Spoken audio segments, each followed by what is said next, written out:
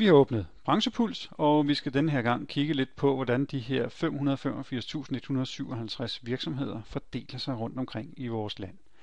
Så vi starter med at åbne værdilisten regioner. Vi åbner værdilisten kommune. Vi vil også kigge på, hvad det er for nogle typer af virksomheder, vi har rundt omkring i forskellige dele af landet, og hvor mange antal ansatte virksomhederne har registreret. Så vi har nu 4 forskellige informationer her, som vi kan kigge på med en række tal. Vi kan starte med at fjerne dataene her bagved, så vi kun kigger på det her. Det vi ser her er, hvor mange virksomheder der for eksempel er i hovedstaden, hvor mange virksomheder er der for eksempel i København.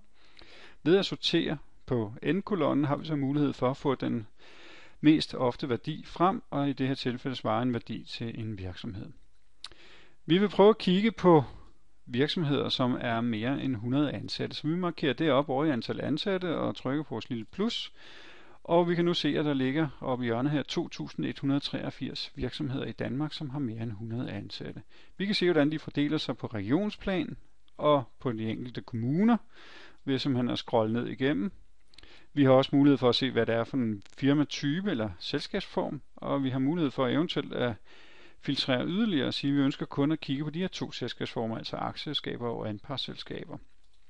Det giver os 1471 virksomheder. Vi kan se, at størstedelen af dem ligger i hovedstaden, og der ligger en mindre andel i Sjælland. Ved at fjerne filteret på antal ansatte, kan vi jo så, og beholde filteret på firmatype, kan vi jo nu vælge at kigge på de mindre virksomheder mellem 1 og 9 ansatte, og se hvordan det fordeler sig, og hvor mange har vi egentlig af dem i landet. Og når vi snakker anpartsselskaber og aktieselskaber, så har vi ca. 56.000. Men vi ved jo også, at der er rigtig mange af de mindre virksomheder, som er registreret som privatejede virksomheder, personligt ejede virksomheder eller enkeltmandsvirksomhed, om man vil. Og når vi kigger på dem, så kan vi så se, at vi har 90.000 virksomheder. Så det er væsentligt mere end de store virksomheder, hvor vi havde ca. 2.000.